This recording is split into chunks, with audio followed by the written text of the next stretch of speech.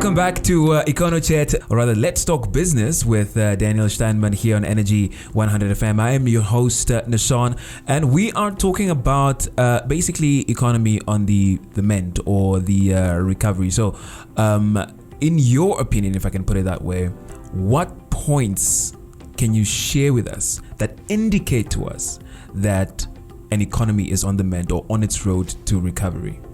Nashawn, the first thing I want to mention is the visitor statistics, the number of tourists that entered Namibia from about July, August, at the end of the most severe lockdown phase. So you can see there's an enormous revival in tourism figures, but remember we come from a very low base, and I mean, if you look at it statistically, your base can't actually go lower than zero because at one point for a long time the number of tourists that came in was zero. Yes. Nobody came here for holiday. Nobody was allowed to come here for holiday. The processes to apply for all the permissions that you need to travel was just too cumbersome. So even at the end of the lockdowns, or when the lockdown, the latest one, was slowly lifted or relaxed, the tourists didn't line up overnight and fought for a place in the aeroplane. Yes. It took another 2 months for that thing to gain momentum. Yes. But if you live in Windhoek, you only need to look around. Windhoek isn't a big city, so if there are tourists, you see them. So you can go by your own observation that there are now many more tourists than in the middle of the year, for instance. Then the other thing that I notice, and remember, I'm always keeping narrative in mind. What did he tell me a year ago? What's he telling me now? If I look at all these sports stars that we have, and everything that they did on the racetrack or on the cricket pitch now lately, and you see how that attracts attention internationally, then you are actually quite amazed. Why is that? Because in the past, if there was a Namibian athletic star or a sportsman that did very well, or sportswoman, you heard about it, we all knew about it, but you didn't hear about that outside Namibia. True. And now suddenly, I see the accomplishments of our sports stars being mentioned on American stations, on European stations, very specifically on German and British stations, and those two are our feeder markets for tourism. Yes. And I also see it mentioned, apart from the fact that it was widely broadcast in South Africa, I also saw it on international Chinese channels. Big deal. Big deal. You know, so that, if you make that connection, that is an indication of Namibia attracting attention. And the moment you start attracting attention, what follows is almost, it comes naturally. And that is, bigger attention leads to bigger activity. And bigger activity leads to increased turnover for local companies. But it doesn't happen overnight. It takes a while. It can be anything up to 6 months to see the first signs of momentum. And it can be up to a year before it really has an effect. And I'm very confident to say that we are now more than halfway through that process. The other thing that I've noticed is, despite all the adversity and the very difficult time that we've come through, company donations are at a high. It's noticeable that companies are donating for this and that, and a lot of stuff that is that pertains to so-called social investment or social responsibility.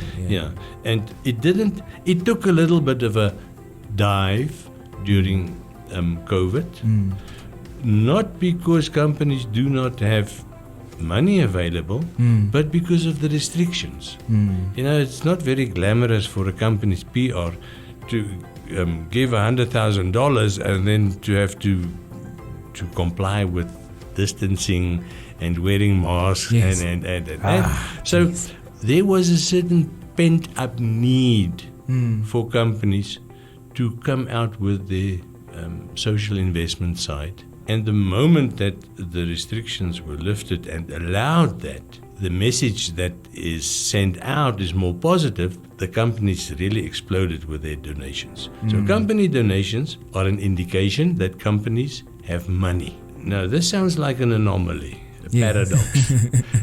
This takes me immediately to private sector credit extension. You remember that big word I explained last time? Was it PSCE? PSCE. There we go. Yeah. And all that it is an indication, a statistical measure of companies' willingness to go borrow money to invest. So it is an indication in a roundabout way of confidence. Now, remember I said PSCE was very, very low, the lowest in 13 or 14 years. Yes. Shockingly low. Yes. And I'm not using that word lightly. Yes. It was disappointing. It was an immediate indication that companies are not investing, and when you don't invest, you don't grow. But it doesn't mean that companies don't have money. So now you sit with these two indicators. The one is, do companies put themselves out to become borrowers? In other words, are they looking for funding? Yeah.